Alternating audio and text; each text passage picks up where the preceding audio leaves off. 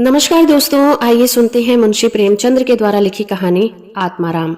वेदोग्राम में महादेव सोनार एक सुविख्यात आदमी था। वो अपने साइबान में प्रातः से संध्या तक अंगीठी के सामने बैठा हुआ खट खट किया करता था। ये लगातार ध्वनि सुनने के लोग इतने अभ्यस्त हो गए थे कि जब किसी कारण से वो बंद हो जाती तो जान पड़ता था कोई चीज गायब हो गई है। वह नित्य काल एक बार अपने तोते का पिंजरा लिए कोई भजन गाता हुआ तालाब की ओर जाता था।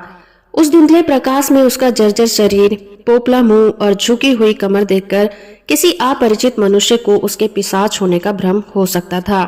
जो ही लोगों के कानों में आवाज आती, सत गुरुदत्त शिवदत्त दाता, लोग समझ जाते कि भोर हो गई है। महादेव का पारिवारिक जीवन सुखमय न था। उसके 3 पुत्र थे, 3 बहुएं थी, दर्जनों नाती पोती थे, लेकिन उसके बोझ को हल्का करने वाला कोई नहीं था। लड़के कहते, जब तक दाता जीते हैं हम जीवन का आनंद भोग ले, फिर तो हमें यह ढोल गले में पड़ेगी ही। बेचारे महादेव को कभी कभी निराहार ही रहना पड़ता। भोजन के समय उनके घर में साम्यवाद का ऐसा गगनभेदी निर्घोष होता कि वो भूखा ही उठाता और नारियल का हुक्का पीता हुआ सो जाता। उनका व्यावसायिक जीवन और भी अशांतिकारक था। यद्यपि वो अपने काम में निपुण था, उसकी खटाई औरों से कहीं ज्यादा शुद्धिकारक और रासायनिक क्रियाएं कहीं ज्यादा कष्ट साध्य थी। तथापि आए दिन शक्की और धैर्य शून्य प्राणियों के अपशब्द सुनने पड़ते थे, पर महादेव अविचलित गंभीर से सिर झुकाए सब कुछ सुना करता था। जो ही वो कलह शांत होता, वो अपने तोते की ओर देखकर पुकार उठता, सत गुरुदत्त शिवदत्त दाता। इस मंत्र को जपते ही उसके चित्त को पूर्ण शांति प्राप्त हो जाती थी। एक दिन संयोगवश किसी लड़के ने पिंजरे का द्वार खोल दिया। तोता उड़ गया। महादेव ने सिर उठाकर जो पिंजरे की ओर देखा तो उसका कलेजा सन्न हो गया। तोता कहाँ गया? उसने फिर पिंजरे की ओर देखा, तोता गायब था। महादेव घबराकर उठा और इधर उधर खपरेलों पर निगाह दौड़ाने लगा। उसे संसार में कोई वस्तु अगर प्यारी थी तो वो यही तोता था। लड़के बालों नाती पोतों से उसका जी भर गया था। लड़कों की चुलबुल से उसके कान में विघ्न पड़ता था।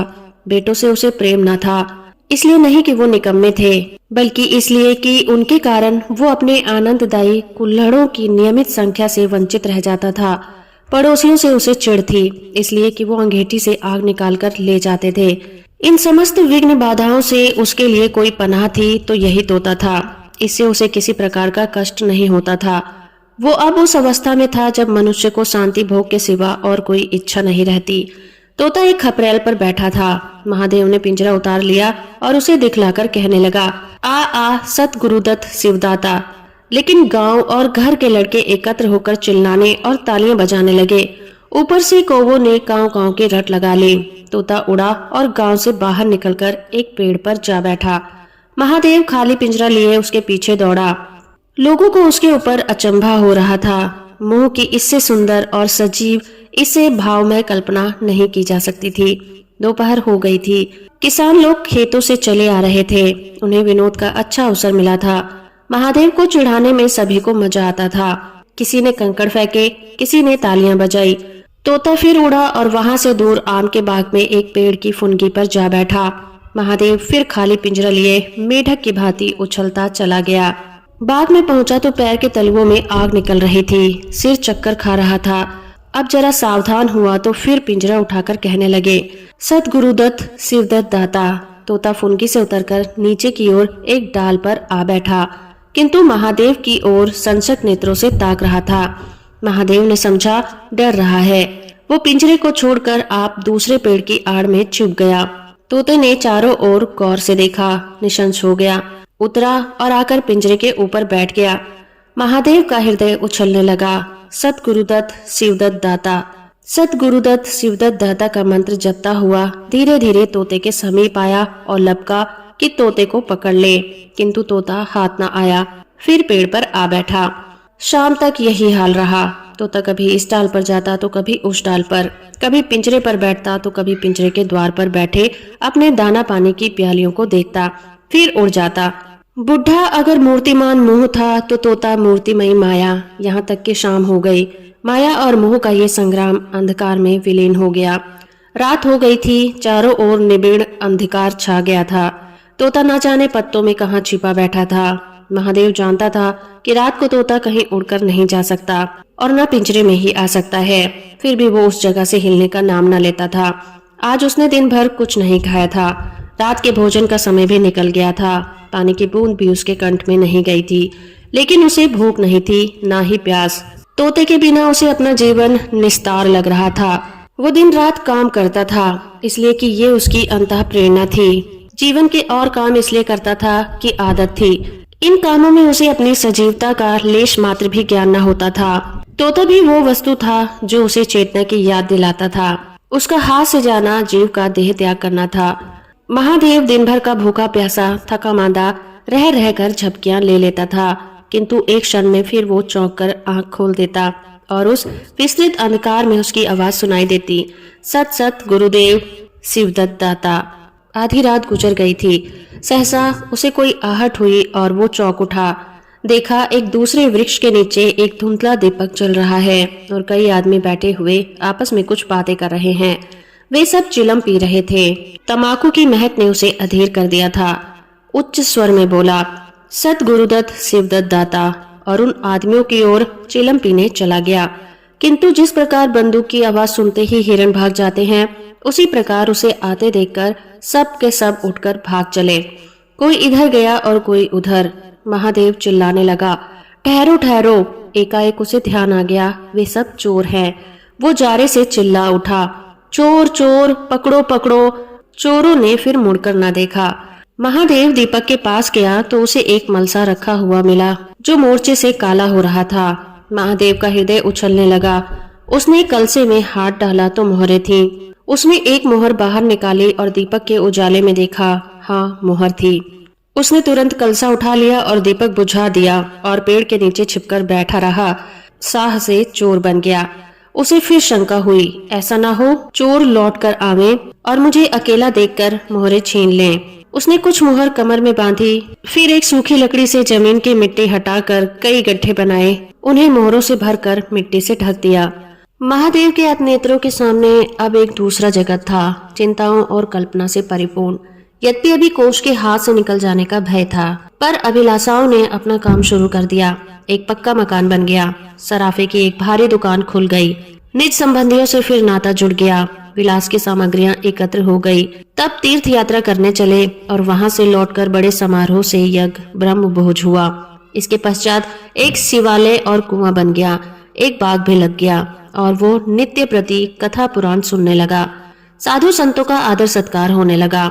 अकस्मात उसे ध्यान आया कि कहीं चोर आ जाएं तो मैं भागूंगा क्यों कर।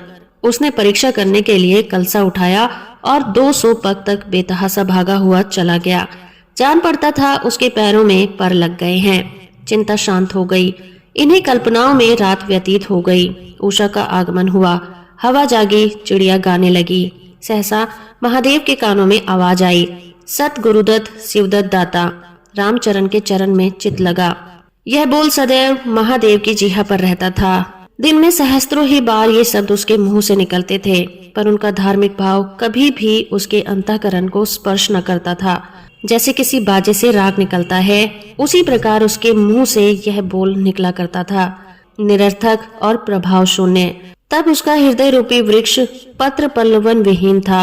यह निर्मल वायु उसे गुंजरित ना कर सकती थी, पर अब उस वृक्ष के कोपले और शाखाएं निकल आई थी। इन वायु प्रवाह में झूम उठा, गुंजित हो गया।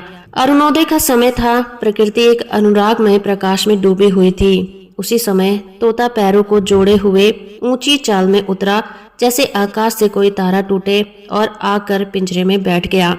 महादेव प्रफुल्लित होकर दौड़ा और पिंजरे को उठाकर बोला, आओ आत्माराम, तुमने कष्ट तो बहुत दिया, पर मेरा जीवन भी सफल कर दिया। अब तुम्हें चांदी के पिंजरे में रखूंगा और सोने से मढ़ दूंगा। उसके रोम रोम में परमात्मा के गुणानुवाद की ध्वनि निकलने लगी। प्रभु, तुम कितने दयावान हो, ये तुम्हारा असीम वात्सल्य है। नहीं तो मुझ पापी पतित प्राणी कब इस कृपा के योग्य था। इस पवित्र भावों से आत्मा विहल हो गई। वो अनुरक्त होकर कह उठा, सत गुरुदत्त शिवदत्त दाता। राम के चरण में चित लागा। उसने एक हाथ से पिंजरा लटकाया, बगल में कलसा दबाया और घर को चला। महादेव घर पहुंचा तो अभी कुछ अंधेरा था। रास्ते में कुत्ते के सिवा और किसी से भेंट नहीं हुई और कुत्ते को मोहरे में विशेष प्रेम नहीं था। उसने कलसे को एक नाद में छिपा दिया और कोयले से अच्छी तरह ढककर अपनी कोठरी में रख दिया। जब दिन निकल आया तो वो सीधे पुरोहित के घर पहुंचा। पुरोहित पूजा कर बैठे सोच रहे थे, कल ही मुकदमे की पेशी है और अभी तक हाथ में कौड़ी भी नहीं आई। इतने में महादेव ने पलागन की। पंडित जी ने मुंह फेर लिया। ये अमंगल मूर्ति कहाँ से आ पहुंची, मालूम नहीं दाना भी मयस्सर होगा या नहीं। रुष्ट होकर पूछा, क्या है जी, क्या करते हो? जानते नहीं हम इस समय पूजा कर रहे होते हैं।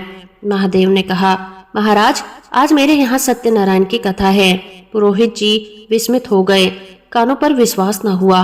महादेव के घर कथा का होना उतनी ही असाधारण घटना थी जितनी अपने घर में किसी भिखारी के लिए भीख निकालना। पूछा, आज क्या है? महादेव बोला, कुछ नहीं, ऐसा इच्छा हुई कि आज भगवान की कथा सुन लूं। प्रभात ही से तैयारी होने लगी।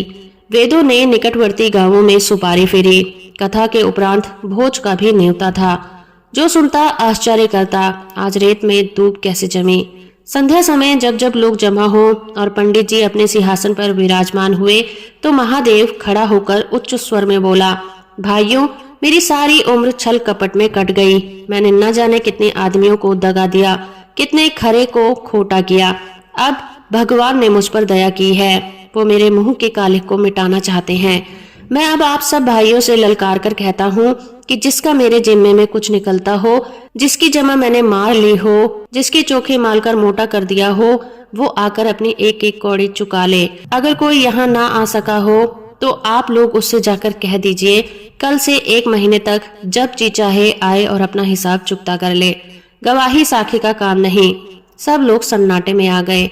कोई मार्मिक भाव से सिर हिलाकर बोला, हम कहते न थे? किसी ने अविश्वास से कहा, क्या खाकर भरेगा, हजारों का टोटल हो जाएगा। एक ठाकुर ने ठठोली ली। और जो लोग सुरधाम चले गए? महादेव ने उत्तर दिया, उसके घर वाले तो होंगे, किंतु इस समय लोगों को वसूली की इतनी इच्छा ना थी जितनी ये जानने की कि इसे इतना धन कहाँ से मिल गया। किसी को महादेव के पास आने का साहस न हुआ। देहात के आदमी थे, गड़े मुर्दे उखाड़ना क्या जाने। फिर प्राय लोगों को याद भी न था कि उन्हें महादेव से क्या पाना है, और ऐसे पवित्र अवसर पर भूल चूक हो जाने का भय उसका मुंह बंद किए हुए था। सबसे बड़ी बात यह थी कि महादेव की साधुता ने उन्हें वशीभूत कर दिया था। अचानक पुरोहित जी बोले, तुम्हें याद है मैंने एक कंठा बनाने के लिए सोना दिया था, तुमने कई मासे तोल में उड़ा दिए थे। महादेव, हाँ याद है। कितना नुकसान हुआ होगा? 50 रुपए से कम ना होगा। महादेव ने कमर से एक मोहर निकाली और पुरोहित के सामने रख दी। पुरोहित जी की लोलुपता पर टीकाएं होने लगी। ये बेईमानी है, बहुत हो 2-4 रुपए का नुकसान हुआ होगा। बेचारे से 50 रुपए ऐंठ लिए। नारायण का भी डर नहीं, बनने को पंडित पर नियत ऐसी खराब। राम राम। लोगों को महादेव पर एक श्रद्धा सी हो गई। 1 घंटा बीत गया पर उन सहस्त्र मनुष्यों में से एक भी खड़ा न हुआ। तब महादेव ने फिर कहा, मालूम होता है आप लोग अपना अपना हिस्सा भूल गए हैं, इसलिए आज कथा होने दीजिए। मैं 1 महीने तक आपकी राह देखूंगा, इसके पीछे तीर्थ यात्रा करने चला जाऊंगा। आप सब भाइयों से मेरी विनती है कि आप मेरा उद्धार करें। 1 महीने तक महादेव लेनदारों की राह देखता रहा।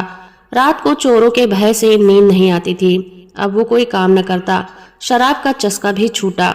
साधु अभ्यागत जो द्वार पर आ जाते उनका यथा योग्य सत्कार करता।